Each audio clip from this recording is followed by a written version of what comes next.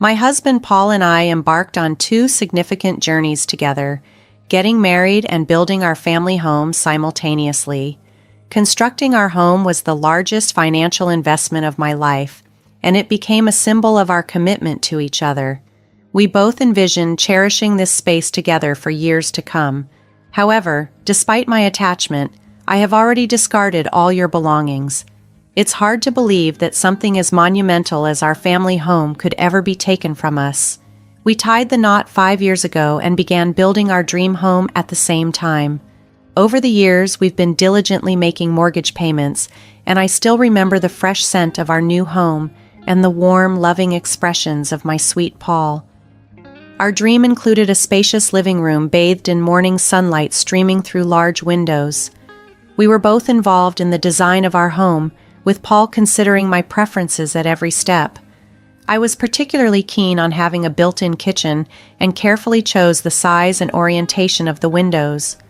On Sundays, at around 1 p.m., the sunlight would filter in just perfectly, allowing us to relax and even doze off in the serene atmosphere of our living room. During these blissful moments, brewing coffee with aromatic beans fills the room with a delightful scent, encapsulating what I consider my ultimate moments of happiness.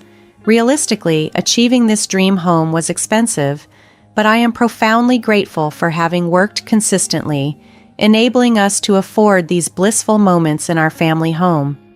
When Paul and I were approved for the mortgage, I felt a sense of pride for all the hard work I had put in, and Paul shared that sentiment.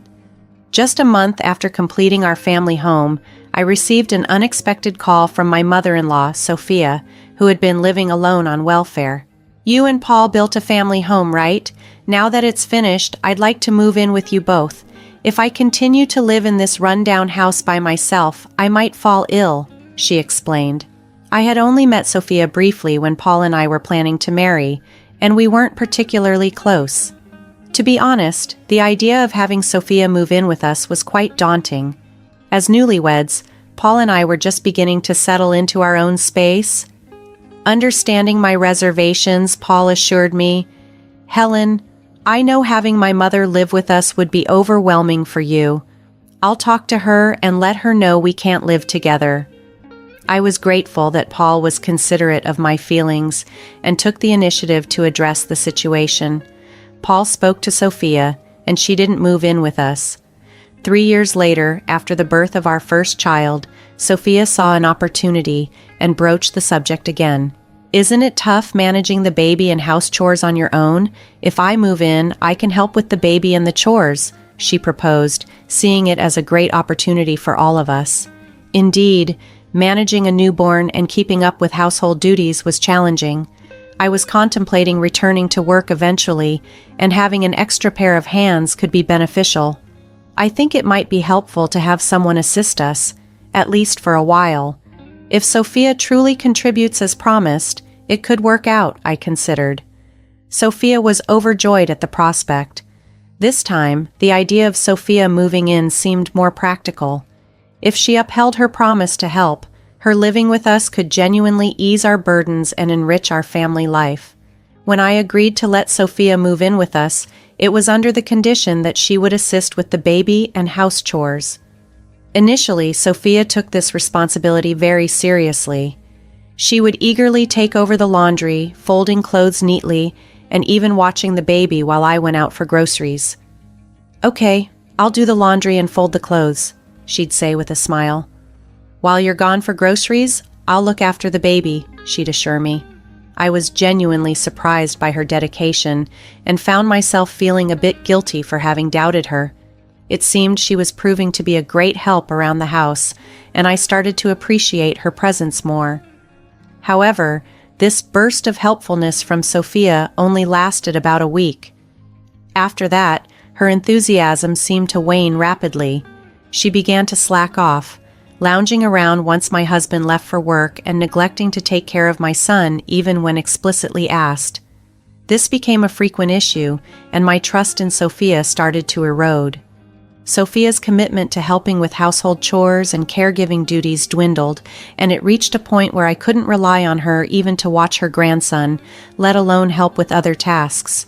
When my husband tried to address this, Sophia either didn't take him seriously or would respond defensively. "You know, I'm doing my best too. Helen is just being too strict." But Paul would firmly reply, "But you need to help out properly. That's the whole reason we're living together." Whenever Paul confronted her about her lack of effort, she would either shift the blame onto me or break down in tears, trying to evoke his sympathy. "Are you trying to kick me out? Please don't be so cold," she would plead, using her emotions to deflect from the real issues at hand. This pattern made it increasingly challenging to maintain a harmonious living situation, as Sophia seemed unwilling to uphold her part of our agreement consistently. From the moment Sophia moved in, the situation gradually deteriorated. Initially, she appeared eager to help with our son and the household chores, but that enthusiasm quickly faded. Over time, she not only stopped helping, but also started to express annoyance towards our son. "Oh, he's crying again. He's so loud. Hurry up and make him stop," she would complain, which only added to my anxiety. I couldn't shake the feeling of discomfort every time she was around him. "I'm really afraid to let our son get close to Sophia," I confessed to my husband. "I think it's best if she leaves our home as soon as possible." Understanding my distress, my husband agreed and began arranging for Sophia to live independently. He started by renting an apartment for her, hoping to ease the transition out of our home. Meanwhile, Sophia's belongings cluttered our living room, creating hazards for our young son who could potentially hurt himself with the scattered items. Despite our clear warnings and discussions, Sophia's attitude remained unchanged. "We need to persuade her to leave," I thought determinedly. Just as we were firming up our resolve, I experienced a heart-stopping moment. I couldn't find our son in his room where he was supposed to be sleeping. Frantically searching, I found Sophia outside with him. "What are you doing? How dare you take our son out without telling us?" I exclaimed in panic. "I just wanted to show off my grandchild a little." "Don't worry so much," Sophia retorted dismissively, unmoved by my distress and even criticizing me for being too loud. Shocked by her audacity and lack of remorse, after hearing about the incident, my husband became furious. Without further question, we decided it was time for Sophia to leave our home immediately. A year has since passed. Our son celebrated his first birthday and began taking his first steps. But then, tragedy struck. My husband was involved in a fatal accident on his way home from work. Losing him so suddenly left me speechless and overwhelmed with grief. At Paul's funeral, amidst the profound sadness, I could not stop crying, wondering how I would manage to raise our son on my own. When Sophia approached me at the funeral, her greeting was tinged with a sorrow I expected we would share. "Hello, Helen. Long time no see. I never thought we'd meet again under such circumstances," she said. Reflecting on her loss as a mother, I could only imagine the depth of her grief at losing her son. "I must be strong," I replied, fighting to keep my composure, aware that my grief wasn't the only one that mattered at that moment. "It's just so sudden," I added, the words barely a whisper. However, the direction of our conversation took an unexpected turn. "Since the family house belonged to my son, I'm supposed to inherit it, right? Could you also leave the furniture?" Sophia asked. Her words felt out of place, and I was taken aback. Here we were, supposed to be mourning our shared loss, and yet she began to talk about inheriting the house and its furnishings. Sophia's claim threw me into confusion. The house, built with an investment of about $650,000, still had a mortgage. "Even if that's true, what about the mortgage?" I asked, hoping to find some reason for her approach. "You're going to pay that, right?" she responded. I couldn't believe she would bring up such matters at Paul's funeral.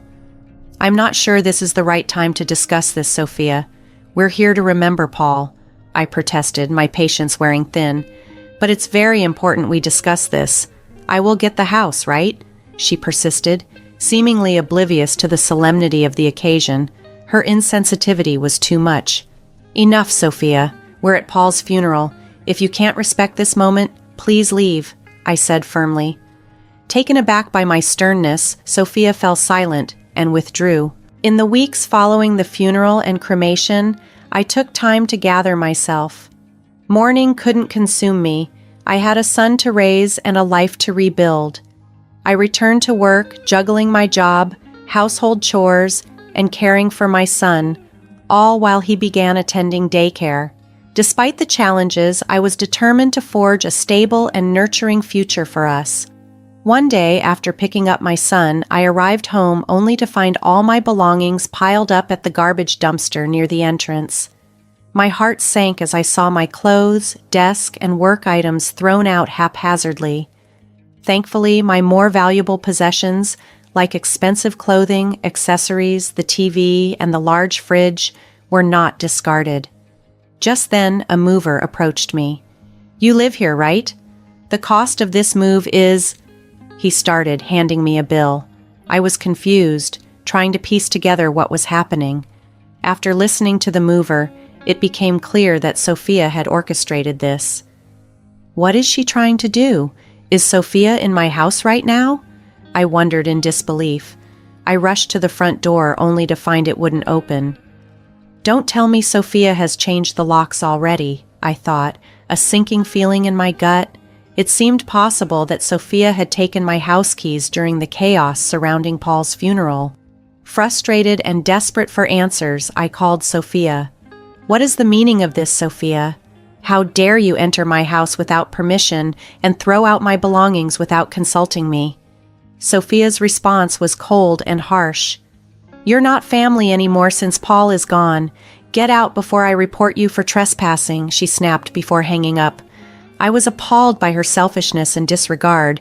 Realizing I couldn't resolve this immediately, and with my son beginning to cry, I decided we needed a safe place to stay temporarily. I instructed the movers to take my belongings to a storage unit, and we headed to a hotel. I considered staying at my parents' home but needed some time to think. A week later, Sophia called me, sounding very upset. Hey, the police came over here, she began, her tone frantic. This unexpected turn of events hinted at more complications to come, but I knew I had to stand firm and reclaim our home for my son and me. The situation escalated when Sophia called, clearly distressed, claiming that the police were trying to evict her. They're trying to make me leave the house. Please do something about it, she pleaded. It was ironic and infuriating how she sought my help after forcibly evicting me. Sophia's actions were excessively selfish. During our conversation, she coldly stated, "Since I've gone through a post-mortem divorce settlement, I am no longer your family. This legal process terminates any relationship between me and my deceased husband's relatives." She firmly believed that as Paul's spouse, she had the sole right to the house and had no obligations toward me. "You know I have nothing, and yet you're kicking me out?" I responded, incredulous at her lack of empathy. "Yes, I did as you wish since I'm not considered your family anymore," she retorted. Her words were harsh, claiming no gratitude for any past help she might have offered to my son, branding me ungrateful and cold. Sophia seemed oblivious to the wrongful nature of her actions, responding with anger rather than understanding.